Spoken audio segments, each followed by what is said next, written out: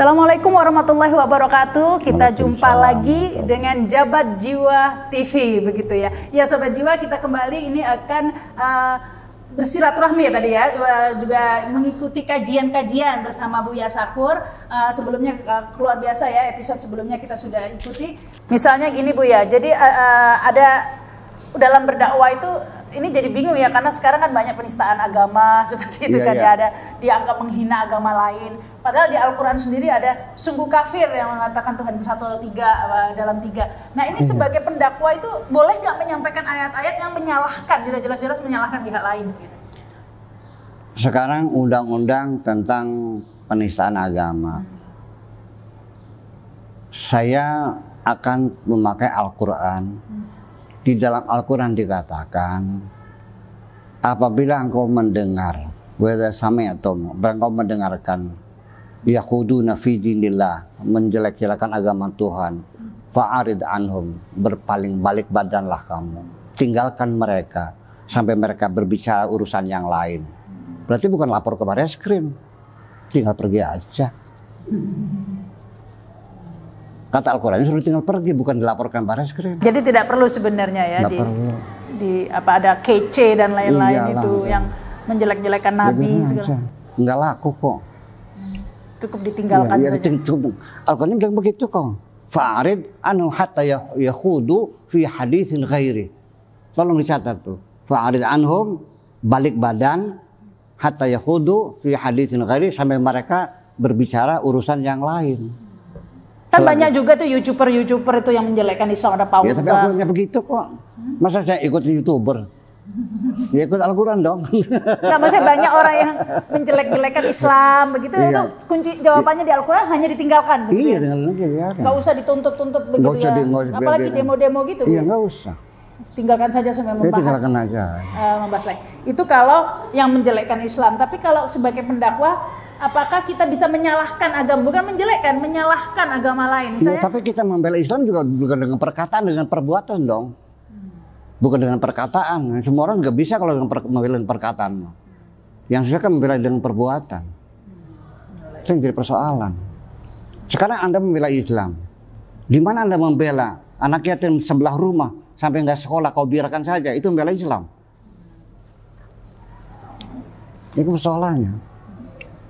Itu janda, kau biarkan saja, membela Islam. Hanya karena tidak sholat, malah tidak kau bantu gitu. Saya tidak mengerti seperti apa. Hanya gara-gara nggak sholat, tidak orang itu tidak dibantu gitu. Ini kan jadi persoalan masalahnya. Masa ada orang non Muslim bilang Assalamualaikum nggak boleh dijawab? Di kitab kuningnya ada kok begitu. Etis nggak? Ada orang Assalamualaikum dibiarin aja, kita buang muka. Assalamualaikum kayak buang muka. Di kitab kuning gimana jawab? Ada. Mengatakan apabila ada orang non Muslim mengucapkan Assalamualaikum, maka tidak boleh dijawab. Kalaupun dijawab, jawabannya alaikasam. Alaikasam itu mampus buat kamu. Apa seperti itu ajaran Islam? Itu kan kitab kuning, karangan manusia, penuh dengan kesombongan. Ini kitab-kitab kesombongan ini dikarang pada zaman kejayaan Islam. Dan pada umumnya negara-negara yang sedang ngetop itu kan sombong-sombong. Seperti Donald Trump kan, Amerika US first. Jadi kesimpulan apapun hukumnya, apapun itu ya dikembalikan ke logika dan pikiran kita ya. Iya dong, kalau tidak ngapain lo kasih otak sama kita, mau dianggurin aja gitu. Nggak dipakai gitu. Orang begini, jadi orang tuh malas berpikir ya. Ketika orang Islam saya nanya, milih kita bikin negara sekuler apa negara agama? Mereka bilang negara agama. Tapi ketika kata orang, lu mau tinggal di mana? Mau tinggal di negara sekuler? Enak kata negara sekuler. Aneh kan? Ya iya, semacam itu. Jadi ya itulah persoalannya. Jadi sampai orang yang non Muslim salam aja menghormati. Pada dalam Al-Qurannya wa idza huyitum bi tahiyatin fa hayyu bi ahsana minha aw rudduha bi mithliha. Kalau ada orang mengucapkan salam, kita hormati lebih dari itu, atau minimal sama lah.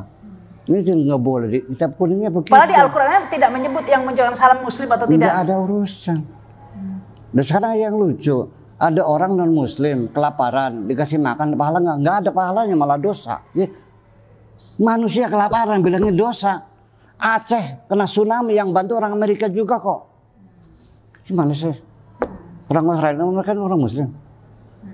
Jadi kalau ada negara non muslim yang kena bencana, jadi kau biarkan yang nggak usah kamu bantu. Jadi alasan kemanusiaan pastinya ya. Iya, iya dong. Kan lucu jadinya. Nggak malu gitu. Aceh dibantu kok. Australia juga bantu, Jepang juga bantu muslim semuanya. Masa ada negara yang non muslim kena tsunami kita tidak boleh membantu karena nggak ada pahalanya. Akhirnya saya tanya, nah kalau yang kelaparan, anjing kelaparan, saya kasih makan ada pahalanya enggak? Kalau itu mah ada. Astagfirullahaladzim. Alhamdulillah dapat ilmu baru. Ternyata ada binatang lebih mulia dari manusia. Ya tidak logis dong semacam itu tuh. Ya itu banyak penganut agama itu terjebak ya sehingga dalam hukum-hukum ini dosa halal haram dan lain-lain sehingga melupakan untuk berpikir ini berpikir yang logis gitu. Itulah kesulitannya kita mengajak orang berpikirnya susah. Makanya saya berulang, saya berceramah, saya ya bikin YouTube, ngaji. Itu bukan lagi membagikan ilmu. Ilmu maka ada habisnya kok. Aku juga dikasih ilmu nggak banyak, nggak apa oleh Allah kok. Tapi ketika setelah mendengar pengajian lalu orang itu berpikir, berarti saya berhasil. Ketika mau nambah ilmu, aku masih gagal. Tapi ketika engkau berpikir, aku berhasil. Waduh, jadi kuncinya sebenarnya untuk merangsang agar kita berpikir saja. Iya, itu lagi. Itu ceramah yang baik sebenarnya, bukan ceramah yang membatasi. Awas hati-hati itu bid'ah loh ya. Gitu. Jadinya kita takut nanti berpikir nanti malah jadi bid'ah gitu. Iya, itulah pengertian bid'ah itu sendiri kan awalnya kan dari standarisasi Islam. Jadi Islam yang benar itu yang seperti apa? Kan begitu asalnya kan. Dalam cengkerama kita ini kan Islam yang seperti apa? Akhirnya berkesimpulan Islam yang benar itu adalah Islam yang diamalkan oleh Rasulullah dan para sahabatnya di abad ke-7. Itu kesimpulannya. Jadi Islam yang benar adalah Islam yang diamalkan oleh Rasulullah, Kanjeng Nabi Muhammad SAW dan para sahabatnya pada abad ke-7. Mbak Rahma, coba bayangkan, kaki kita sekarang menginjak abad 21. Otaknya nyangkut di abad ke-7. Jadi kalau ditanya, bagaimana hukumnya gitar? Ntar gue lihat dulu. Buka kitabnya. Nggak ada zaman Nabi gitar. Oh, berarti beda. Apalagi? Itu, harpa. Oh, ada. Enggak, berarti nggak beda. Ada harpa, ada kan. Daud kan juga pemain harpa juga. Kemudian apa lagi? Piano. Oh nggak ada, berarti beda. Kalau kenjering ada nggak? Oh ada, gendang ada kan zaman Nabi. Bayangkan. Jadi yang ada pada zaman Nabi berarti boleh, yang tidak ada berarti bid'ah. Seperti itukah kita beragama? Saya tidak menyalahkan, tapi saya bertanya. Izinkan saya bertanya. Saya tidak menyalahkan Anda, tapi izinkan saya bertanya. Cebok pakai tisu boleh nggak? Nggak boleh. Kenapa? Karena Nabi tidak pernah melakukannya. Ya memang betul belum pernah ada tisu. Jadi pakai apa? Ya pakai batu. Bayangkan. Seperti itu. Jadi kalau pakai tisu namanya bid'ah. Kalau pakai batu tidak. Karena Nabi ceboknya pakai batu. Nanti sikat gigi pakai gimana? Pakai odol, pakai Pepsodent. Ya bid'ah. Jadi apa? Ya pakai siwak. Karena Nabi dulu tidak pakai sikat gigi. Bayangkan. Tayammum gimana? Kalau pakai puder gimana? Yang steril untuk ya nggak bisa, harus tanah. Ya harus di tanah. Tanahnya banyak teropong kebo lagi. Ke tanah gitu. Karena kita kan tercemar semuanya. Mungkin dulu zaman dulu padang pasir ya masih bersih ya. Kita kan sudah tanah kita kan sudah mengandung apa itu yang bikin orang kejang-kejang tuh. Ya kan? Iya, yang longgar kejang-kejang karena kotoran kuda tuh. Namanya apa kena yang kejang kotoran kuda tuh? Hah? Tetanus. Iya tetanus. Iya kan? Bisa tetanus semacam itu. Jadi ya seperti itulah persoalannya. Tapi kuncinya jadi adalah untuk melawan itu semua adalah berpikir tadi. Berpikir dong. Tapi orang kan jadi takut, iya berpikir kamu nggak ada ilmunya. Ya, Tanya ke orang kiai gitu ya, itu yang membuat orang akhirnya semua tergantung apa. Lah kiainya juga nggak berpikir kok. Sesuai dengan bukan, kiainya berdasarkan hadis. Iya hadisnya juga nah kalau katanya. misalnya saya mau berpikir, saya kan nggak ngerti hadis Bu Iya, ya. Gitu. iya. Jadi akhirnya saya nggak berani berpikir, nggak berani menggunakan otak saya karena saya nggak ngerti hadis. Iya kalau orang awam mah, orang nggak ngerti hadis. Saya kira saya tidak untuk berpikir. Yang itu kan yang bisa berpikir. Kenapa Anda tidak berpikir? Padahal Tuhan kita mendorong orang berpikir. Berpikirlah. Kalau benar kamu dapat 2. Kalau salah dapat 1. Kalau tidak berpikir ya itu yang salah. Oke, mungkin itu ya Bu ya kesimpulannya ya, ini luar biasa dialognya Bu ya agar kita selalu berpikir, dan memang banyak sekali ayat-ayat Al-Quran yang mendorong kita berpikir, dan berpikir itu menggunakan otak yang sudah diberikan ke setiap orang begitu ya. Iyalah. Jadinya setiap orang bisa berpikir harusnya. Itulah makanya karena kemampuan dalam berpikir juga berbeda-beda. Itulah makanya terjadi mazhab juga berbeda-beda. Juga kan karena pikirannya berbeda. Imam Syafi'i saja ijtihad di Irak dengan ijtihad ketika di Mesir berbeda. Qaul qadim, qaul jadid. Ketika di Irak dia masih usia muda, hasil ijtihadnya begini, A, B, C, D. Begitu dia ke Mesir, ke metropolitan, dia terkejut, dirubah lagi dengan pendapat yang baru lagi. Satu orang yang Syafi'i merubah pendapatnya sendiri karena dia tinggal di komunitas yang berbeda. Kalau Imam Syafi'i lahir di Indonesia, saya kira dirubah semua tuh ijtihadnya. Tapi sebagai individu kita boleh berpikir, misalnya saya boleh berpikir juga misalnya ini, ada yang mengatakan jilbab itu wajib atau tidak. Saya bisa berpikir, udahlah nggak penting wajib, yang penting tadi itu menyenangkan kehendak Allah seperti itu. Itu kan tanpa hadis sudah, itu kan. Ini saya pemikiran saya itu kan bisa tanpa. Iya, saya kan melihat masalah pakaian itu kan masalah budaya bukan agama. Aurat itu ada nggak sih? Kan jadi persoalan. Aurat itu apa sih? Apa sih batasannya? Definisinya aurat itu apa? Nggak jelas kok. Jadi ternyata saya mau nanya, bayi lahir perempuan perlu dibungkus nggak? Pakai jilbab enggak? Ya enggak. Sudah ada auratnya enggak? Ya belum, ya tergantung kondisi. Belum ada kan? 2 tahun masih telanjang bulat, perlu ditutupin enggak? 3 tahun, 4 tahun, 5 tahun, nah sudah mulai pakai celana lo keluar. 6 tahun ibunya yang jerit-jerit telanjang bulat, mulai kan. Tumbuh sedikit-sedikit sampai dewasa, sampai 17 sampai sempurna. Kan begitu.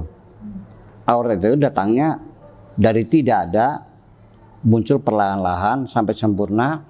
Nanti di penghujung usianya setelah nenek-nenek akan surut lagi. Nanti di penghujung ayat itu mengatakan wal qawaidu minan nisa'i, perempuan yang sudah jompo, la junah alaihinna, tidak ada dosa bagi mereka ayadokna thiyabahum, untuk melepas baju mereka. Sudah kecot semua, siapa yang tertarik? Berarti kalau begitu aurat di situ adalah bukan masalah kulit, bukan masalahnya. Ada rangsangan birahi, seksual, persoalan. Kontekstual lagi ya, tergantung situasinya lagi ya dilihat. Nah sekarang begini, andaikan Anda sebagai seorang perempuan dengan pullover yang ketat sehingga buah dadanya menonjol, pakai celana jeans yang ketat, tangan pakai sabut tangan, pakai jilbab, sholat, semua kulit tertutup, sah nggak sholatnya? Nggak sah. Sah dong. Sah kan kulit tertutup. Tapi begitu menghadap saya, nggak sah, saya usir. Jangan goda gue dong. Ya itu tadi itu ya. Intinya tadi itu bahwa semuanya tidak bisa baca secara diterima secara tekstual, tapi iya, semuanya kembali rasional dong, rasionalisasi itu rasional. penting sekali. Itu dan pasti harus kontekstual. Karena nggak ada hukum yang berlaku abadi itu. Nggak ada, ya. Dan mungkin ini yang membuat kita agar tidak terlalu fanatik terhadap suatu pendapat begitu ya. Loh, iyalah, ya semuanya. Sekarang saya ingin buktikan relevansi ijtihad Imam Syafi'i ketika menyentuh istri batal. Satu, sekarang naik haji mungkin nggak tidak menyentuh perempuan waktu tawaf. Jutaan orang, 12 juta berputar sekitar Ka'bah. Pindah mazhab sementara kalau di haji. Tidak mungkin nggak tidak menyentuh, pasti menyentuhnya. Kalau begitu mazhab Syafi'i tidak berlaku di musim haji. Ya kenapa demikian? Mungkin prediksi Imam Syafi'i dikiranya manusia akan segitu-gitu aja, tidak akan berkembang dikiranya. Mungkinkah Allah memutuskan menyentuh istri itu batal, nantinya berakibat tidak bisa naik haji? Kan nggak mungkin. Tapi hukum itu direvisi belum? Belum kan sekarang, tetap aja. Ya kan persoalannya. Kemudian lagi, dengan batal wudhu, ini menjadi masalah.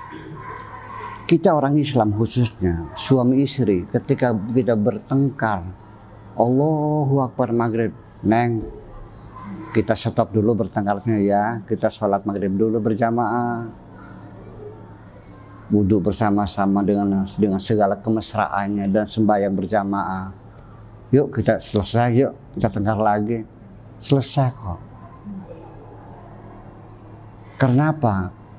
Kita kembali sholat sebagai sarana untuk berdamai, menghadap Tuhan bersama-sama. Tetapi karena wudhunya membatalkan, istri minta anduk aja dikewer gitu. Oh, jadi menghilangkan kemesraan sama sekali. Kemudian lagi, ketika istri kita sakit, jatuh sakit, siapa yang berhak menyebok kalau bukan suaminya? Kan? Kalau suami sakit, siapa yang nyebokinya kalau bukan istrinya? Pembantunya gitu. Lah ya ini kan jadi persoalan. Ya kenapa Imam Syafi'i seperti itu ya? Saya juga tetap tidak menyalahkan Imam Syafi'i. Saya kan bertanya.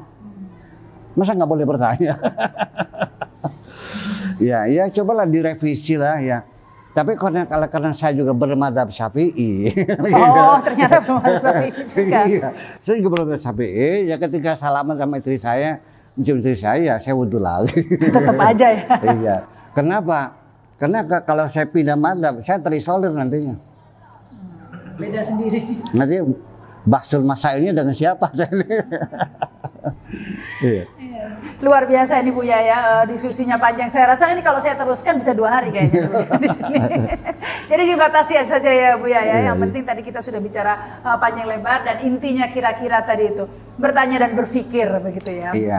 Jadi pertanyaan besarnya, beranikah umat Islam melakukan revisi terhadap kajian-kajian hukum fikih yang telah dilakukan oleh orang-orang zaman dahulu kala? Itu sih pertanyaan. Yang revisi siapa?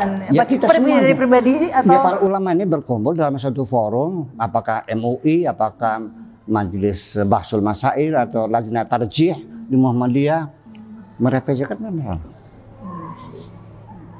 Jika tidak ya akhirnya mungkin kalau tidak direvisi ya akhirnya pribadi masing-masing saja nih. Ya sekarang perempuan tidak boleh dagang, tidak boleh nyetir mobil, nggak boleh naik motor, nggak boleh keluar rumah tanpa muhrim. Yang di Indonesia perempuan sudah keluar dari rumah kok. Ya itu sudah tidak berlaku sudah terrevisi dengan sendirinya. Sendirinya kan gitu ya, kan dualisme akhirnya. Terjadi dualisme dalam pikiran kita. Katanya haram, tapi istri Anda dagangan juga di pasar. Nah kalau kita berikan ini perempuan kan? Silakan, coba haram nggak pada memandang? Haram kata mereka. Ini wawancara tentang agama dia masa diharamkan. Kita tanya sejarah, Siti Khadijah itu kan business woman ya, pengusaha, eksportir importir. Musim panas membeli bahan tekstil dari Syam, dari Syria. Musim dinginnya dia jual rempah ke bawa di musim dinginnya bawa rempah, dan musim dinginnya bawa rempah dari Habasyah ke Syria, bawa rempah-rempah itu. Jadi importer dan eksporter juga. Mana mungkin seorang pengusaha ngasih kwitansi lewat jendela ngeliat orangnya, nggak bertatap muka. Itu kan satu hal yang tidak mungkin terjadi, bahwa laki perempuan dipisahkan seperti itu. Ya itulah kira-kira semacam itu. Tapi itu kan berlaku di Jazirah Arabi sampai sekarang kan. Kalau pernah naik haji, ada nggak perempuan nunggu toko? Nggak ada kan? Kemana perempuannya? Yang jual BH siapa? Laki-laki. Nah kalau istrinya mau beli BH gimana caranya? Gampang, bawa meteran. Ya seperti itulah kira-kira.